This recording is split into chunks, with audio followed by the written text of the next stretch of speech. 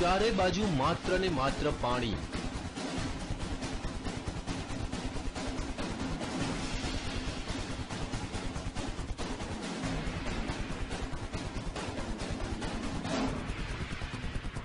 પાણીના ધમધસતા પ્રવાહ વચ્ચે ફસાઈ એક માસૂમની જિંદગી।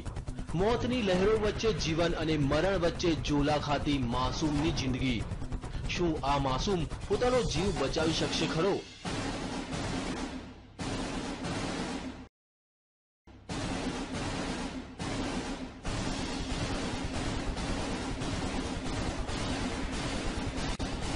માસૂમ મોતને આપી શકશે માત? શું બચી જશે માસૂમનો જીવ?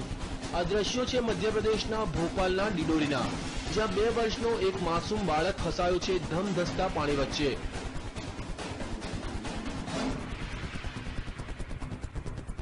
આ બાળક રમતો રમતો આ નદીમાં પહોંચી ગયો અને અચાનક પાણીનો પ્રવાહ વધી જતા તે અટવાઈ પડ્યો।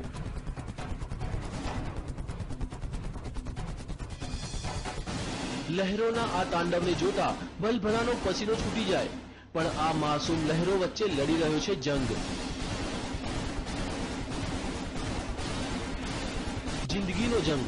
પણ હવે સવાલ એ થાય છે કે લહેરો સામે તે જિંદગીનો જંગ જીતી શકશે ખરો?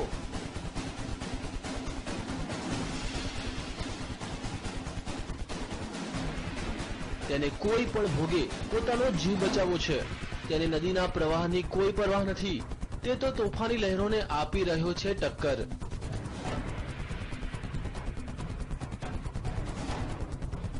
બાળકની આ જિંદગીના જંગને જોતા ગ્રામજનોએ તેને બચાવવાને પહેલા રસ્સીનો સહારો લીધો। થોડા ઘણા અંશે તે સફળ પણ થયા, પણ અચાનક તે પાછો પાણીના પ્રવાહમાં તણાઈ ગયો। આ વખતે તો લાગ્યું કે માસૂમ તેની જિંદગીથી હાથ ધોઈ બેસશે।